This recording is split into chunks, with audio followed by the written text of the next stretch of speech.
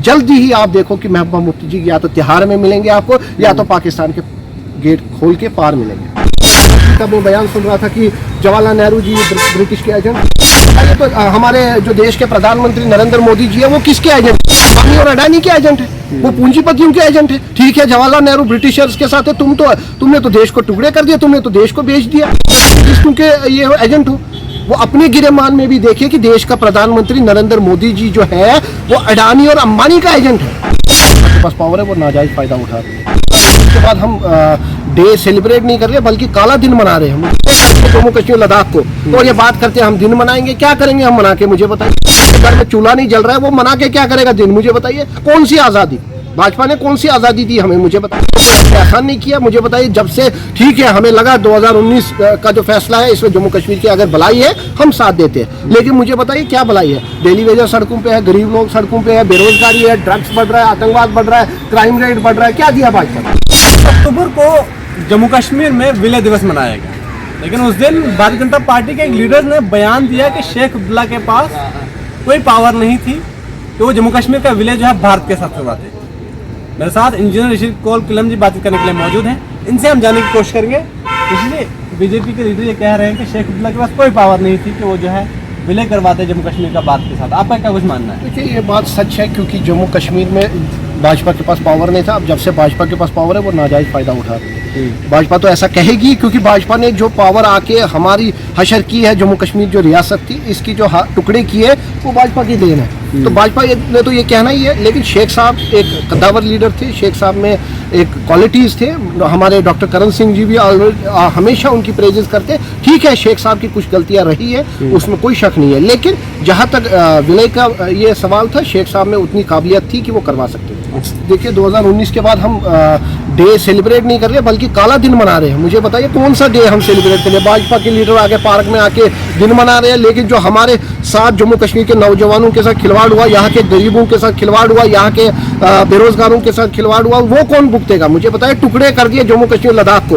तो ये बात करते हैं हम दिन मनाएंगे, क्या करेंगे हम मना के, मुझे बताइए।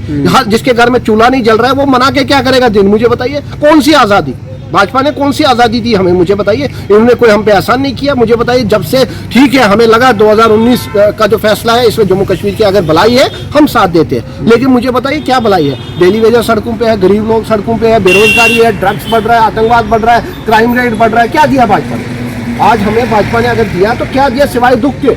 भाजपा के लीडर्स को ये बोलते हुए शर्म नहीं आ रहा है? कि कुछ दिन पहले मैं सुन रहा हूँ कि भाजपा के लीडर्स ये बोल रहे हैं कि रविंद्र रैना जी का वो बयान सुन रहा था कि जवाहरलाल नेहरू जी ब्रिटिश के एजेंट थे।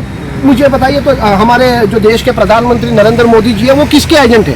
वो अंबानी और अडानी के एजेंट है, वो पूंजीपतियों के एजेंट है। ठीक है, जवाहरलाल नेहरू ब्रिटिशर्स के साथ है, तुमने तो देश को टुकड़े कर दिया, तुमने तो देश को बेच दिया, तुम तो इंडस्ट्रियलिस्टों के ये एजेंट हो। वो अपने गिरेमान में भी देखिए कि देश का प्रधानमंत्री नरेंद्र मोदी जी जो है वो अडानी और अंबानी का एजेंट है। उसने एयरपोर्ट से लेके जो हिंदुस्तान के हर एक चीज को बेच दिया। वो तो मुझे बताइए गुलामी के सिवा हमें क्या मिल रहा है? मुझे बताइए। आज वो बात करते हैं नहीं जी जवाहरलाल नेहरू एजेंट थे, तो तुम क्या हो?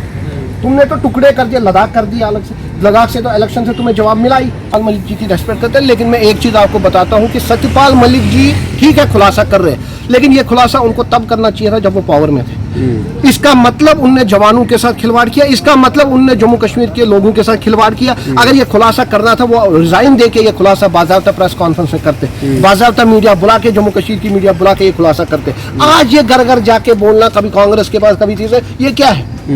ये क्या? ये एक पॉलिटिक्स है, क्योंकि वो सोचते शायद अब मेरा पावर खत्म हो गया, अब मैं घर घर जाके ये डंडूरा पीटूंगा।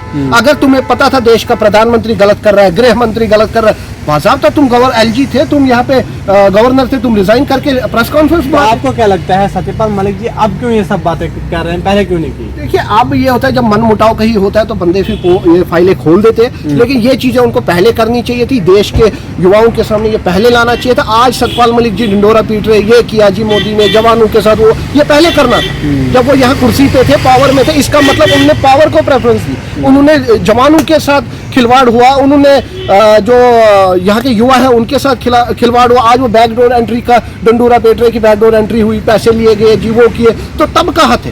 जब वो सत्ता में थे तब कहाँ थे? ये सब एक ड्रामा है और कुछ भी नहीं। 370 सतपाल मलिक जी का, मैं क्या आपको बोल रहा हूँ, जो भी भाजपा के कैडर में है सबका हाथ है, चाहे वो छोटा कार्यकर्ता हो, चाहे वो बड़ा कार्यकर्ता हो, चाहे देश का प्रधानमंत्री हो। जिसने भी 2019 के फैसले में साथ दिया वो सब दोषी है। जिसने 370 हटने में साथ दिया वो सब दोषी है। फिर वो भाजपा का सपोर्टर हो, भाजपा का कार्यकर्ता हो, सतपाल मलिक हो या कोई भी हो, वो सब दोषी है। और आज जो जम्मू कश्मीर के लोगों की हालत है वो उन लीडरों की वजह से और उन कार्यकर्ताओं की वजह से। ये जो हमारे देश के गृह मंत्री वो जवाब दे इसका, जो बार बार ये कहते हैं, दिलबाग सिंह जी बोलते हैं आज उनको, आज मैं सुन रहा हूँ नए डीजी आएंगे, नए डीजी आएंगे, पुराने से तो पहले हिसाब लो।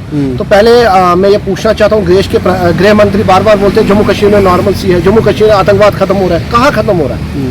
हिट तो हमारे बॉर्डर एरियाज के लोग हो रहे हैं। उनकी हालत देखिए, जो घर छोड़ के, जो मवेशी छोड़ के, जो सब कुछ छोड़ के दरबदर है आज ना उनको पूछ भी नहीं रहा है कोई। मैं देश के प्रधानमंत्री से कहता हूँ, अगर थोड़ी सी भी इंसानियत है तो हमारे जो यहाँ पे लोग हैं जो सफर कर रहे हैं बॉर्डर एरियाज के, इनके लिए कुछ करो। खाली भाषण देने से लीडरशिप वो नहीं है। आप भाषण दे रहे हो, आप खाली आके माइक के सामने भाषण दे रहे हो, वो लीडरशिप है। प्रधानमंत्री बोलेंगे मुझे दुख है, गृह मंत्री बोलेगा दुख है, उससे क्या होगा?